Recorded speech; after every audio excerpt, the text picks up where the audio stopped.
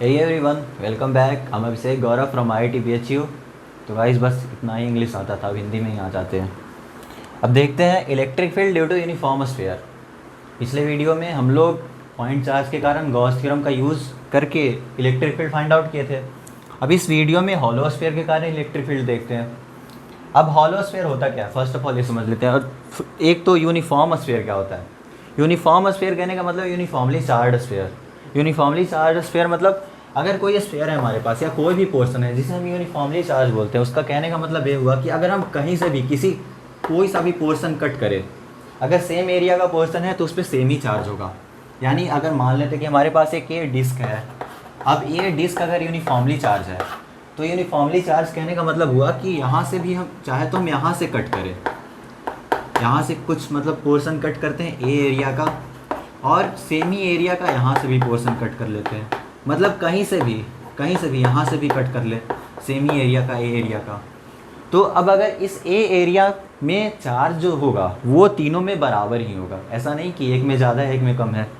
यानी यूनिफॉर्म कहने का मतलब यही हुआ, यूनिफॉर्मली चार्ज कहने का मतलब यही हुआ कि कहीं से भी किसी भी पोर्शन को आप कट करें तो उसमें अगर सेम एरिया का होगा, एरिया भी बोल सकते हैं, वॉल्यूम भी बोल सकते हैं, मतलब वो डिपेंड करेगा किस पे। अगर हम समथिंग कोई 3D सरफेस लेते हैं या फिर सॉलिड ऑब्जेक्ट लेते हैं, सॉलिड ऑब्जेक्ट में क्या होगा कि अगर सेम वॉल्यूम कट करते हैं तो सेम वॉल्यूम में सेम चार्ज होगा। वही अगर 2D सरफेस होगा तो सेम एरिया में होगा। मतलब कहने का मतलब यही है कि अगर सेम पोर्शन कट करे तो सेम ही चार्ज होगा, कहीं से भी, चाहे तो कहीं से भी कट करें। तो यूनिफॉर्म स्फीयर कहने का मतलब यही हुआ। अब आते हैं हॉलो स्फीयर। हॉलो स्फीयर का मतलब क्या होगा। हॉलो स्फीयर मतलब खाली स्फीयर, अंदर से खाली है।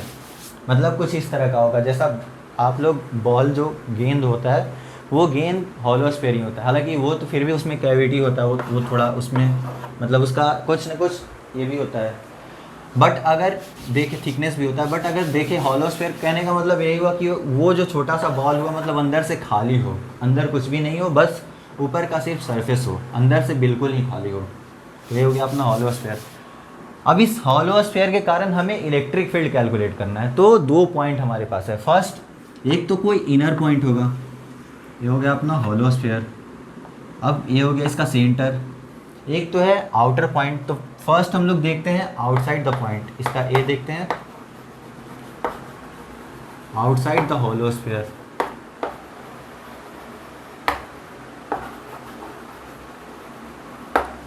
तो करना क्या है, बस वही। अब इस हॉलो स्फीयर का कुछ जो अपना डायमेंशन दिया, जो भी डेटा वगैरह दिया, इस पर टोटल चार्ज कैपिटल क्यू है और इसका रेडियस जो है वो कैपिटल आर है। इतना दिया है अपना, और रेडियस है तो यहाँ से एरिया तो अपना पता चल ही गया, मतलब क्या होगा 4πr² के बराबर।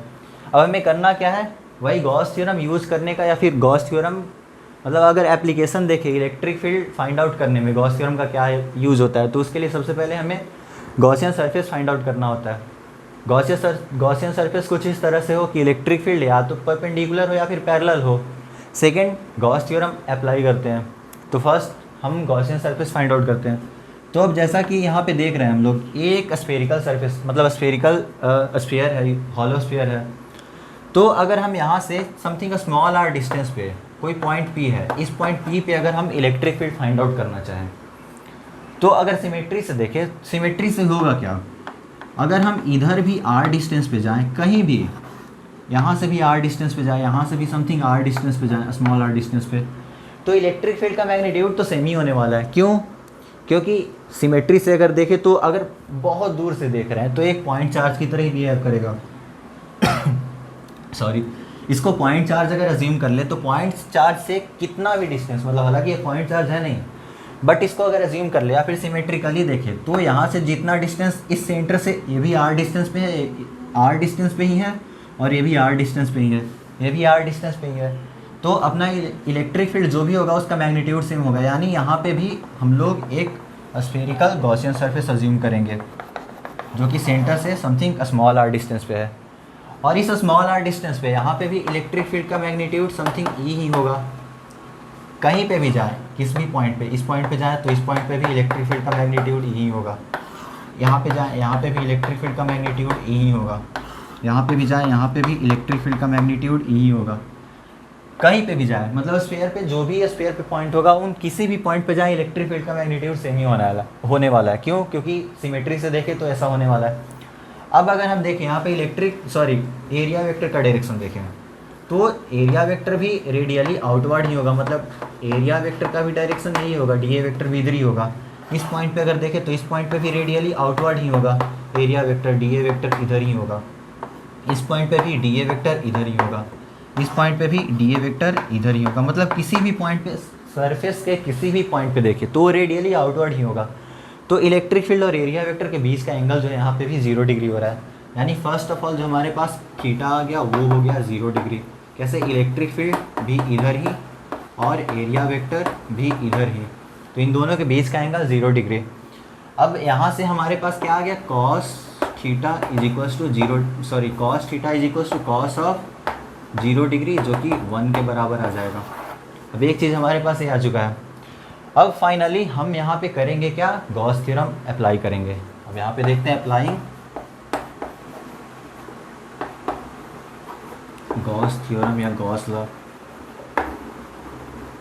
तो होगा ये अपने पास integral of E dot d A, मतलब ई डॉट डी ए का जो क्लोज इंटीग्रल होगा वो बराबर होगा summation of Q enclosed upon epsilon naught के।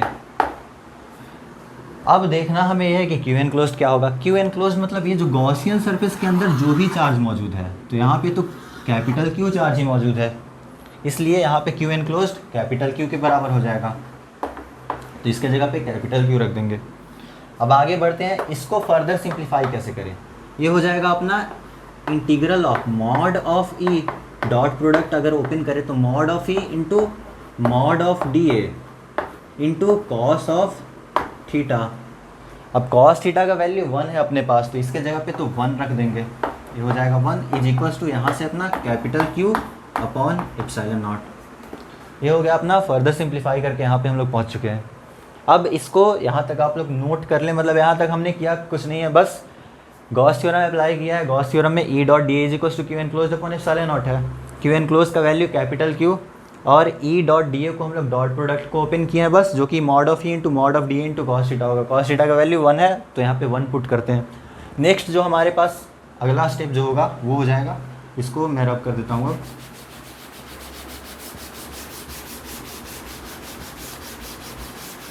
नेक्स्ट स्टेप जो यहाँ से हमारे पास आएगा वो integral mod of E into mod of D A, इसका वैल्यू तो 1 ही है, is equals to Q upon epsilon naught. अब यहाँ से मॉड अगर देखें किसी भी पॉइंट पे, हर एक पॉइंट पे, इस सरफेस के किसी भी पॉइंट पे जाए, इलेक्ट्रिक फील्ड का मैग्नीट्यूड तो सेम ही होगा, यानी ई कांस्टेंट है, इसको हम लोग बाहर ला सकते हैं। तो ई को बाहर ले आते हैं, मॉड ऑफ ई बाहर आया अपने पास, इंटू इंटीग्रल डी ए बच गया। Integral D A is equals to Q upon epsilon naught. अब इंटीग्रल डी ए क्या होगा, वही छोटा छोटा एलिमेंट लिए सरफेस पे और उनका समेसन, मतलब उन छोटे छोटे एलिमेंट्स को ऐड कर दे रहे हैं। तो इंटीग्रल डी ए का वैल्यू जो इसका सरफेस एरिया होगा वही तो आ जाएगा। तो इसके जगह पे हम लोग रखेंगे integral D A is equals to 4 pi R square. ये आ जाएगा अपने पास इंटीग्रल डी ए का वैल्यू। अब यहाँ पे पुट करते हैं, तो mod of E into 4 pi R square is equals to capital Q over epsilon naught. अब यहाँ से जो अपने पास नेक्स्ट आएगा एक्सप्रेशन वो आ जाएगा mod of E is equals to Q upon 4 pi epsilon naught into R square. अब सेम ही यहाँ पे भी K is equals to 1 upon 4 pi epsilon naught होता है। तो 1 अपॉन 4 पाई एप्सिलॉन नॉट के जगह पे के, मतलब इसको के से रिप्लेस कर देंगे, यानी कि अपने पास ई इज इक्वल्स टू के क्यू ओवर आर स्क्वायर आ गया। तो इस हॉलो स्फीयर के कारण किसी भी आउटसाइड पॉइंट पे अगर देखिए electric field, net electric field, तो होगा अपना के क्यू ओवर आर स्क्वायर। तो एक पॉइंट तो हमारे पास यहाँ से ए आ चुका है, इसको आप लोग नोट कर लें। यहाँ यानी कि अपने पास ई आउटसाइड अगर देखें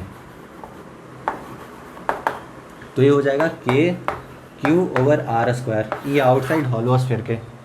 तो इसको आप लोग नोट करें। अब देखते हैं इनसाइड द हॉलो स्फीयर, इसको नोट कर ले, मैं रब कर देता हूँ।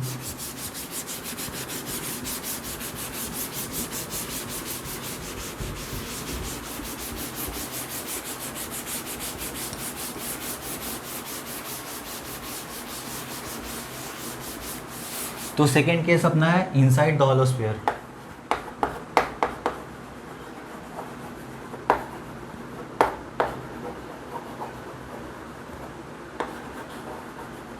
तो ये तो बिल्कुल ही ईजी है। अब इसमें करना क्या है, ये अपना हॉलो स्फीयर है।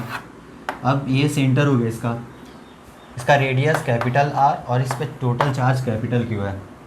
अब इसमें भी हम लोग क्या करेंगे, सेंटर से समथिंग का स्मॉल आर डिस्टेंस पे हमें इलेक्ट्रिक फील्ड फाइंड आउट करना है। यहाँ पे भी स्फेरिकल गॉसियन सरफेस लेते हैं। अब यहाँ पे भी वही formula applying Gauss theorem, integral mod of A into mod of D A into cos theta is equals to Q enclosed upon epsilon naught के बराबर होगा। बट अगर हम यहाँ पे देखें तो क्यू एनक्लोज्ड क्या होगा, क्यू एनक्लोज्ड तो कुछ है ही नहीं, जो भी चार्ज है वो सिर्फ सरफेस पे ही मौजूद है। सरफेस पे चार्ज मौजूद होने के कारण ये जो अपना स्फेरिकल गॉसियन सरफेस है, इस स्फेरिकल गॉसियन सरफेस के अंदर तो कुछ चार्ज ही नहीं है। मतलब चार्ज नेट अगर क्यू एनक्लोज देखें इसमें तो ये तो अपना जीरो है, तो इसके जगह पे डायरेक्ट ही जीरो हमारे पास आ गया।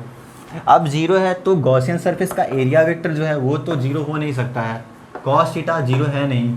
तो अब यहाँ पे होगा क्या, अपना जो मैग्नीट्यूड ई का जो मॉड होगा, मॉड ऑफ ई वही तो जीरो होने वाला है। यानी हमारे पास देखे तो कुल मिला के यहाँ पे आया है mod of E into mod of D A into cos theta is equals to Q enclose zero है तो ये जीरो ओवरऑल आ गया। यानी mod of E into mod of integral of D A cos theta अगर देखें तो ये तो अपना जीरो होने वाला है नहीं, integral D A cos theta, D A cos theta का इंटीग्रल मतलब जो भी प्रोजेक्शन इसका आएगा।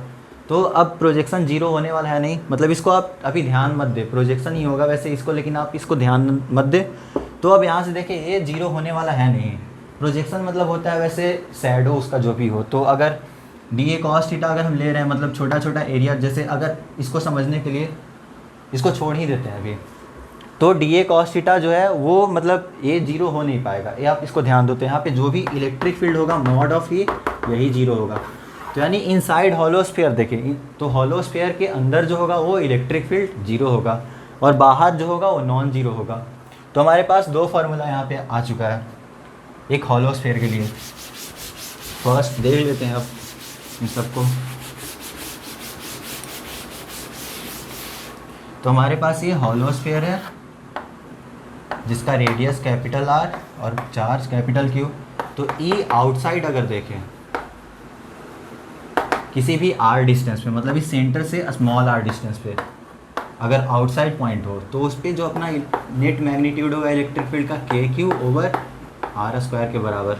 अगर ई इनसाइड देखें मतलब इनसाइड कोई पॉइंट है आर, जो भी पॉइंट हो यहाँ पे, तो इस पॉइंट पी पे जो इलेक्ट्रिक फील्ड होगा यानी E inside is equals to zero होगा।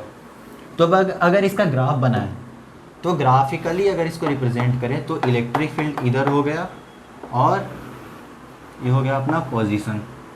तो इनिशियली अगर देखें तो अंदर में कोई सा भी पॉइंट हो, किसी भी पॉइंट पे देखें तो इलेक्ट्रिक फील्ड का मैग्नीट्यूड जीरो ही होगा। तो यानी यहाँ से कैपिटल आर तक मतलब जो भी स्फीयर का रेडियस होगा उस रेडियस तक तो इसका इलेक्ट्रिक फील्ड का मैग्नीट्यूड जीरो होने वाला है, इनसाइड जीरो। तो यहाँ से यहाँ तक तो जीरो ही होगा। अब यहाँ पे सडनली अगर देखें तो ये के क्यू ओवर आर के बराबर, के क्यू ओवर आर स्क्वायर के बराबर आ जाएगा। और 1 ओवर आर स्क्वायर का ग्राफ जो होता है वो मतलब अगर something Y is proportional to 1 over are square है तो उसका ग्राफ कुछ इस तरह से बनता है। आई होप आपको ये पता होगा, नहीं भी पता है तो आप लोग मतलब समझ लो, यहाँ पे देख लो y is equals to 1 over are square का ग्राफ अगर हो या फिर 1 ओवर एक्स स्क्वायर का ग्राफ जो भी हो तो वो कुछ इस तरह का ग्राफ बनता है। तो फर्दर यहाँ पे कैपिटल आर डिस्टेंस पे इसका मैग्नीट्यूड इलेक्ट्रिक फील्ड क्या होगा, के Q over capital R square. तो यहाँ पे कुछ यहाँ से के Q over capital R square से नीचे की हो जाएगा और इन्फिनिटी पे जीरो की तरफ चला जाएगा। मतलब अगर इन्फिनिटी को अप्रोच करें तो ये तो ओवरऑल जीरो ही होगा। तो इसका ग्राफ कुछ इस तरह से होगा, यहाँ पे इसका वैल्यू के क्यू ओवर आर स्क्वायर और यहाँ से यहाँ तक तो जीरो ही होगा। इसको यहाँ से मिटा देता हूँ मैं। तो कुछ इस तरह का ग्राफ हो जाएगा। E outside k Q over are square मतलब यहाँ पे E proportional to 1 over are square हो गया यहाँ से यहाँ तक के लिए। और यहाँ तक अगर देखें मतलब जीरो से लेके कैपिटल आर तक तो E is equals to zero होगा अपना। तो आई होप आपको समझ में आया होगा। ये मतलब बस इसमें भी वही करना था, गॉसियन सरफेस चूज करना है और उसके बाद फिर गॉस थ्योरम अप्लाई कर देना है। तो आई होप आपको समझ में आ गया होगा। तो वीडियो अच्छा लगे तो उसको लाइक करें, सब्सक्राइब करें और दोस्तों को भी बताएं। बाकी नेक्स्ट वीडियो में हम लोग देखेंगे अपना सॉलिड स्फीयर के कारण जो भी इलेक्ट्रिक फील्ड होगा वो। So thanks for watching.